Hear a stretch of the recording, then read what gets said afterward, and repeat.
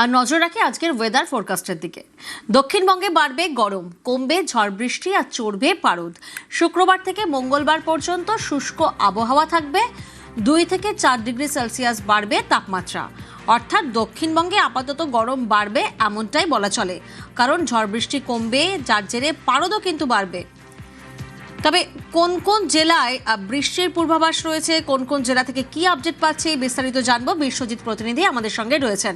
বিশ্বজিৎ, একদমই আগামী কয়েকদিন দক্ষিণবঙ্গে তাপমাত্রা তো বাড়বেই, তবে তার সঙ্গে সঙ্গে আজ অর্থাৎ আগামী 24 ঘন্টায় অন্তত 2 জেলায় ঝড় বৃষ্টির সম্ভাবনা জোরালো রয়েছে।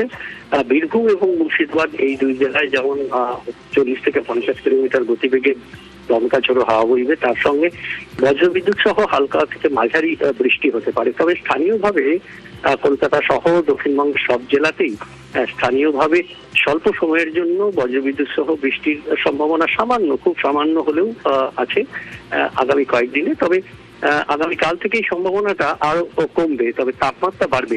অন্তত আগামী 4-5 দিনে 2 থেকে 4 ডিগ্রি সেলসিয়াস তাপমাত্রা বেড়ে যাবে।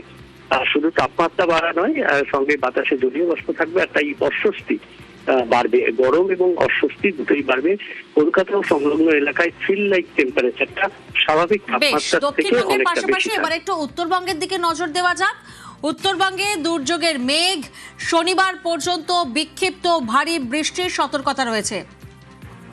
পার্থ প্রতিনিধি আমাদের সঙ্গে রয়েছেন। পার্থ, কি আপডেট পাচ্ছি আমরা উত্তরবঙ্গ থেকে? দেখো, উত্তরবঙ্গে আকাশ থেকে কিন্তু দুর্যোগের মেঘ কিন্তু কাটেনি এবং গত কয়েকদিনের মতো যে বৃষ্টির সম্ভাবনা ছিল, গত কয়েকদিন বৃষ্টি হয়েছিল। আজও কিন্তু উত্তরবঙ্গের একাধিক জেলায় বৃষ্টির সম্ভাবনা হয়েছে। গতকাল রাত পর বৃষ্টি হয়েছে শিলিগুড়িতে, সকাল থেকে আকাশের মুখ ভার। সমতলে বেশ কিছু জেলাতেও কিন্তু সকাল থেকে মেঘলা আকাশ হয়েছে, কোথাও আংশিক মেঘলা, এবং কোনো জায়গায় ধরে হাওয়ার সঙ্গে বৃষ্টি হওয়ার সম্ভাবনা রয়েছে। আর যদি পাহাড়ের দিকে নজর রাখি তাহলে দার্জিলিং, কালিম্পং, সেখানেও কিন্তু সকাল থেকে আকাশের মুখ ভার এবং মেঘের আড়ালে রয়েছে শহর দার্জিলিং, এবং দুপুরের পর থেকে দার্জিলিং এ বৃষ্টির পথে